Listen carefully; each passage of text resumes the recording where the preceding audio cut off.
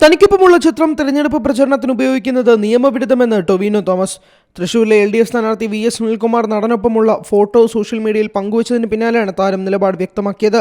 തെരഞ്ഞെടുപ്പ് കമ്മീഷന്റെ അംബാസഡറാണെന്നും അതിനാൽ തന്റെ ചിത്രങ്ങൾ പങ്കുവച്ചത് നിയമവിരുദ്ധമാണെന്നും ടൊവിനോ ഫേസ്ബുക്കിൽ കുറിച്ചു. എല്ലാ ലോക്സഭാ സ്ഥാനാർത്ഥികൾക്കും എൻ്റെ ആശംസകൾ. ഞാൻ കേരള തെരഞ്ഞെടുപ്പ് കമ്മീഷന്റെ അംബാസഡറായതിനാൽ എൻ്റെ ഫോട്ടോയോ എന്നോടൊപ്പമുള്ള ഫോട്ടോയോ തെരഞ്ഞെടുപ്പ് പ്രചരണത്തിന് ഉപയോഗിക്കുന്നത് നിയമവിരുദ്ധമാണ്.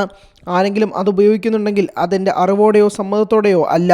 ഏവർക്കും നിഷ്പക്ഷവും നീതിയുക്തവുമായ ഒരു തെരഞ്ഞെടുപ്പ് ആശംസിക്കുന്നുവെന്ന് ടൊവിനോ തോമസ് കുറിച്ചു. ടൊവിനോ നായകനായി എത്തുന്ന പുതിയ ചിത്രത്തിൻ്റെ ഷൂട്ടിംഗ് ലൊക്കേഷനിലെത്തിയാണ് VS സുനിൽകുമാർ ടൊവിനോയെ കണ്ടത്. വിജയാശംസകൾ നേർന്നാണ് ടൊവിനോ യാത്രയാക്കിയതെന്നും പ്രിയ സുഹൃത്തിൻ്റെ സ്നേഹത്തിന് നന്ദിയെന്നും സുനിൽകുമാർ കുറിച്ചിരുന്നു.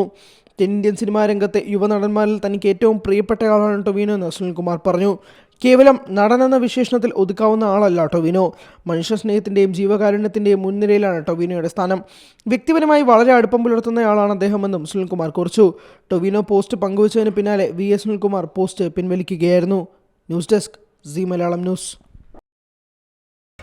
പുതിയ വാർത്തകളും വിശേഷങ്ങളും ഇനി വിരൽ തുമ്പിൽ. എല്ലാ ഡിജിറ്റൽ പ്ലാറ്റ്ഫോമുകളിലും ഇപ്പോൾ സീ മലയാളം ന്യൂസ് ലഭ്യം.